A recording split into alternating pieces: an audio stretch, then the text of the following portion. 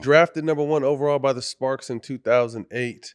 Get a chance to play alongside Lisa Leslie. But what is your first impression of, obviously, Chicago to Tennessee to LA?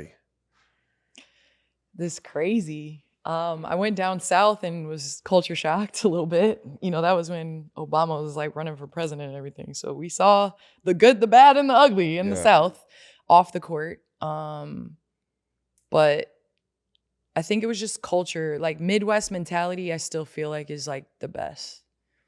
The way that we take care of our neighbors, and it's very family oriented. It's very like blue collar, work hard, normal. Like you didn't have people like going to movie premieres and like whose parents are taking them to Europe for the summer. Like it was just you going to Wisconsin for the summer to the Dells or you driving to your grandparents' house. Like that was kind of the mindset in the Midwest. Basketball training, it was, working hard and all that. I think we had some of the best basketball during that time. You talk about, I remember seeing Kevin Garnett when I was younger play, Ronnie Fields. Yeah, I'm going to take it back real quick. Yeah, so like I saw all those dudes in the summer play. Cappy Pondexter, I got to throw her in Cappy there. Was tough. Should not have been moving like that at that time.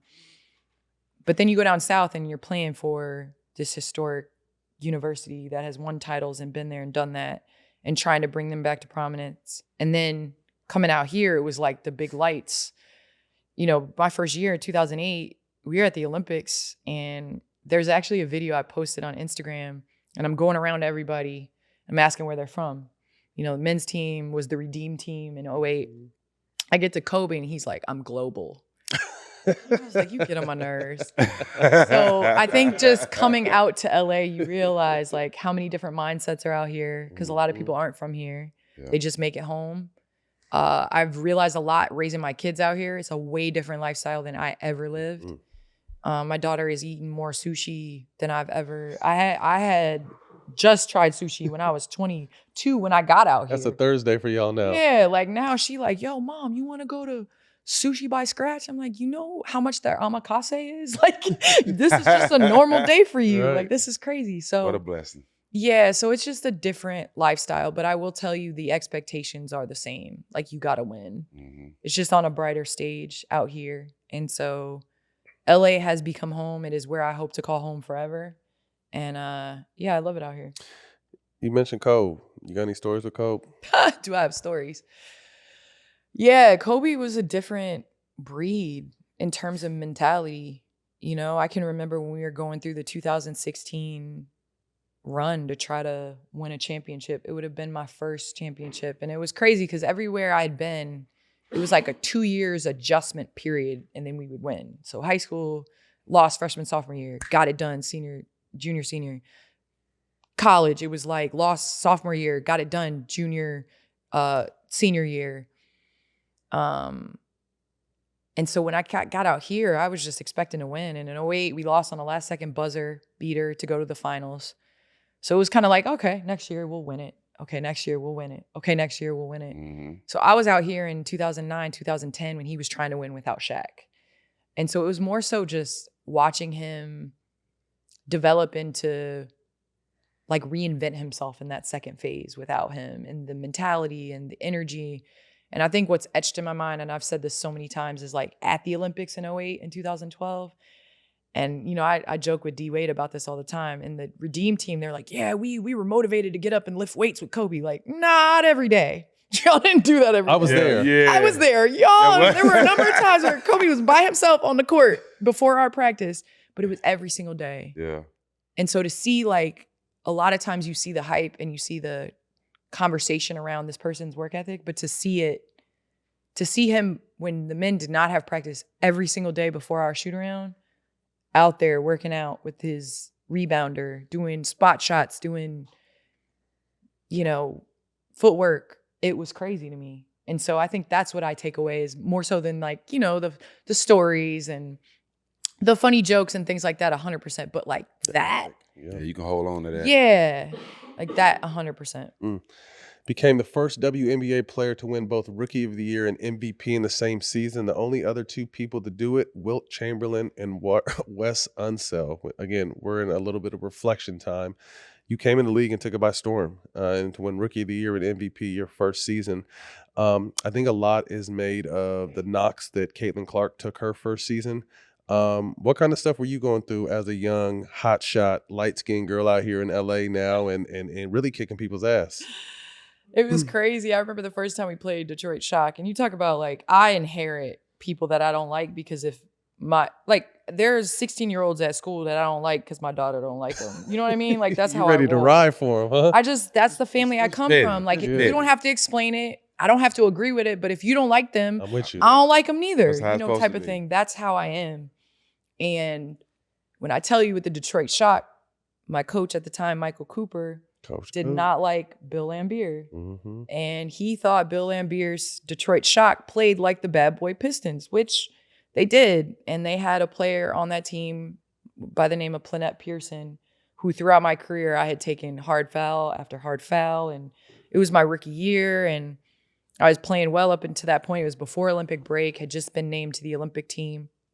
So I was taking a couple licks. And I remember Coop all the time he knew my personality, so he'd always try to hype me up. They're trying to punk you, Silk. That's what they call me. They trying to punk you, Silk.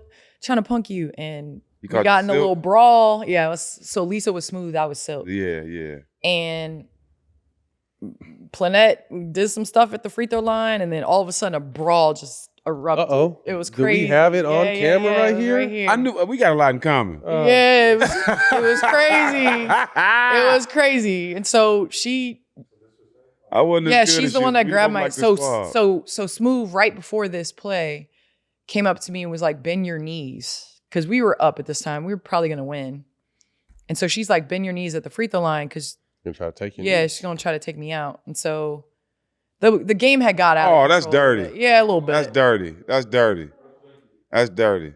Yeah, so she came at my knees, so I kind of bring her down a little bit, and then she gets up, and they can't. Come on, camera, catch up. Yeah, so I brought her down.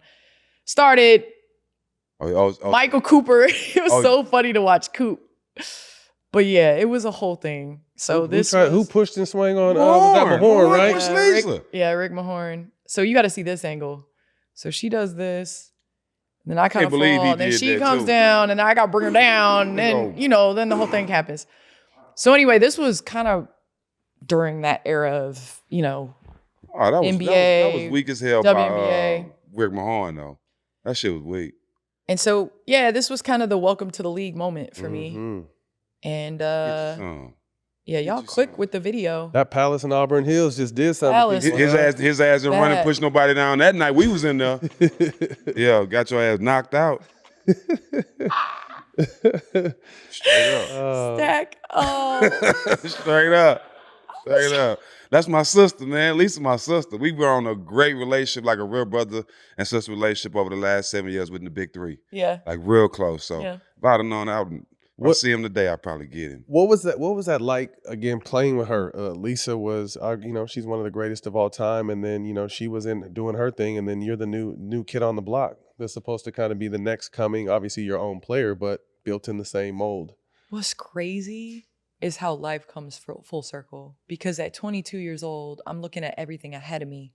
She retired the year I gave birth to my daughter that season. And I came back and played from July till the end of that year. So I didn't get 2 full seasons with her, which is one of my biggest regrets.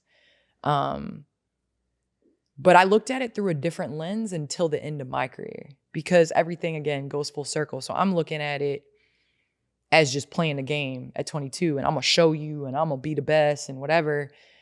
And she's looking at it as a respect, older, built the league mentality. And it's crazy because I had that with Asia. Because I came back and played with Asia at 36, 37 years old. And you're looking at somebody that is, one, about to take over. She's going to have the reins for a long time. But the mentality is crazy because you look at it differently. It's hard to be older and kind of like know that your days are limited. There are more days that have happened than will happen. It's hard to accept too. It's hard. And it's also hard to accept when, you know, like, because it's, if you put the ball in the basket, if you dominate, if you're winning, things like that, it doesn't matter what you did. Mm-hmm. And so it's an interesting dynamic for me. I have so much more respect and love for Lisa because it had to be difficult to have a, you know, a player come in and have all this hype. And I wasn't even supposed to be on the Sparks. She had her daughter the year before and they sucked. That's why they got the number 1 pick. Mm-hmm. She was out. And so it's just one of those things where I feel super grateful to be out here and wear the Sparks jersey. And it was because of a lot of legends like Delisha Milton-Jones, you know, Lisa Leslie. I mean, down the line, Nikki Teasley's. I didn't get to play with Nikki, but Nikki Teasley's, Michael Cooper's. So I just am super grateful for Lisa. We still stay in touch. Our daughters are kind of similar ages. So it's really cool.